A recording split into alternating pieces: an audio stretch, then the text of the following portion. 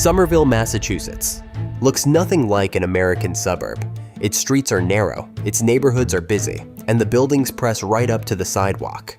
It is also, technically, a suburb of Boston, and the most densely populated municipality in all of New England, with nearly 20,000 people per square mile. It is denser than Houston or Phoenix, and denser than most places Americans would ever call a city. In Cambridge, the suburb right next door, more than a third of residents walk or bike to work, and about a third of households do not own a car. Most American suburbs are defined by the opposite of all of that. Wide roads, parking lots, single-family houses set back from the street, and the understanding that owning a car is not optional. Boston's inner suburbs look nothing like that description, and never have. So how does a city end up with suburbs that feel like cities in their own right, when almost nowhere else in America managed the same thing? In the early 19th century, Boston was what historians call a walking city, a compact merchant town where nearly everyone lived within 2 miles of the center, because 2 miles was as far as a person could reasonably walk to work. That single constraint influenced everything.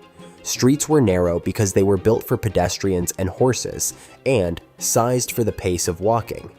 Blocks were small because small blocks meant more intersections and more ways to get from one place to another. To this day, the street pattern around Harvard Square still reflects a grid first laid out in the 1630s. When Cambridge, Somerville, and Brookline began to develop as communities distinct from Boston, they inherited that same scale and that same relationship between buildings and streets, growing outward from the city as extensions of it, because the people who built them were still moving on foot. Shops in Coolidge Corner in Brookline sat at street level with apartments above, built that way because customers arrived on foot and the building had to meet them where they were. The squares that define each of these communities today grew out of that pattern. Harvard Square in Cambridge accumulated its layered mix of bookshops, cafes, restaurants, and apartments over centuries of incremental building, each generation adding to what the last one left behind. Davis Square in Somerville and Coolidge Corner in Brookline followed the same path, with activity gathering naturally at the places where the streets made it easy. When enough people live close enough to walk to the same places, commerce and daily life concentrate naturally, and a square develops. That dynamic is very difficult to manufacture after the fact, which is why so many American suburbs have spent decades trying to build town centers and produce something that feels, to anyone who has walked through Harvard Square, like a reasonable approximation of the real thing. That scale and that logic defined these communities before anyone had a reason to question them, and they were already fully formed before the invention that would transform how everyone else built cities had arrived. Boston is the birthplace of American public transit, beginning with a chartered ferry service in 1631, and by the time the electric streetcar arrived in 1889, it had already been running horse cars for more than 30 years. One of Boston's first electric streetcar lines ran from Allston toward downtown, with Beacon Street branches through Coolidge Corner in Brookline, and within a decade, lines were moving through Cambridge and Somerville in every direction, connecting their squares to downtown Boston and to each other. The effect on how these communities grew was direct and permanent. A 5-cent fare and a free transfer meant that a working-class family who could not afford to live in the city center could afford to live in Somerville and still get downtown every morning. That affordability drove demand, and demand drove construction. And what got built was the triple-decker. Built primarily between 1870 and 1930, the triple-decker was a 3-story wood-framed building that solved several problems at once. A family could buy one, live in a single unit, and rent the other 2 to cover the mortgage. Over time, as the rents came in and the mortgage shrank, the building became an asset that could be passed down to the next generation. For tens of thousands of immigrant and working-class families in Somerville and Cambridge, the triple-decker served as the first foothold in a property market that would have otherwise been out of reach, a way of building wealth over decades through a structure that paid for itself while they lived in it. Somerville today has more triple-deckers per square mile than almost anywhere else in the country, and the density they provide is what keeps its streets active, its local businesses viable, and its transit ridership high enough to justify frequent service. When a building type and a community's character become that intertwined, removing one tends to damage the other. In 1897, Boston opened the Tremont Street Subway, the first underground rapid transit tunnel in North America, built to pull the streetcar traffic off the surface streets and move it faster through the congested core. That tunnel is still in use today, now part of the Massachusetts Bay Transportation Authority, the regional transit network that connects Boston and its surrounding communities by subway, bus, commuter rail, and ferry. The Massachusetts Bay Transportation Authority is what makes living in Cambridge, Somerville, or Brookline without a car a practical choice for many residents in a way most American suburbs still cannot match. The infrastructure being built while the automobile was still a novelty was already shaping these places in ways that would outlast everything that came after it, including a threat that nearly erased everything they had spent a century building. After the Second World War, federal highway money began flowing into American cities, and the logic of urban planning shifted almost entirely toward the car. Highways were driven through neighborhoods across the country, displacing residents and cutting communities in half. Boston was not exempt from that pressure. Planners proposed an 8-lane expressway called the Inner Belt that would have circled the inner core of the city, connecting the radial highways coming in from the suburbs. The route went directly through Cambridge, Somerville, and Brookline. In Cambridge alone, the plan would have demolished thousands of homes and displaced more than 13,000 people. For a family in a Somerville triple-decker, those numbers carried a specific and concrete meaning: losing the home they owned, the rental income that paid the mortgage, and the neighborhood their children had grown up in, all for a highway that would carry commuters through what used to be their street without stopping.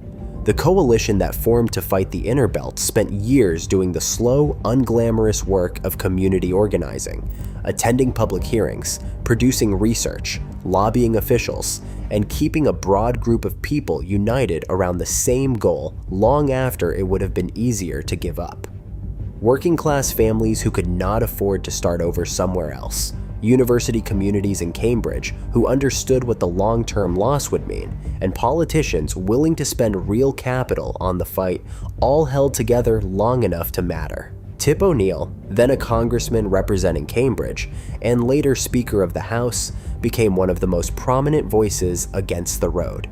The coalition wanted the highway gone entirely, and the money redirected to something that would serve the people who lived there. In late 1971, Governor Frank Sargent rejected the Inner Belt. After that, Massachusetts helped push to turn highway money into transit money, and it worked.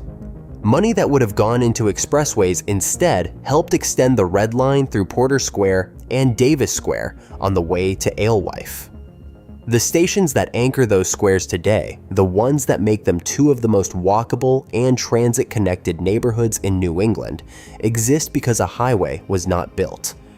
The street grids survived intact, the triple-deckers stayed, and the neighborhood squares kept accumulating character instead of being ripped apart. What those decisions left behind is visible in every square, every street, and every triple-decker that is still standing. Cambridge today feels like a place that has always taken itself seriously. Harvard and MIT sit at its core, and the density of institutions shapes the density of everything around them. Central Square sits between them as one of the more honest places in the Boston area, a neighborhood center where long-established restaurants share blocks with hardware stores and music venues, where the people on the sidewalk at any given time represent the full range of who lives there. The walk from Central Square to Harvard Square covers about a mile and passes through one of the most concentrated stretches of research, retail, and residential life in the country.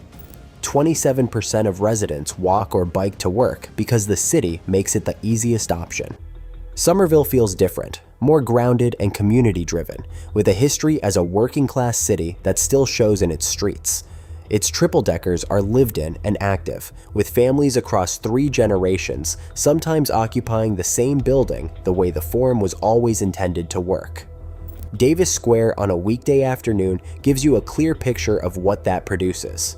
A string of independent restaurants, a bookshop, a theater, a farmer's market on the weekends, and enough foot traffic to keep all of it going without a single big anchor store pulling people in from a parking lot.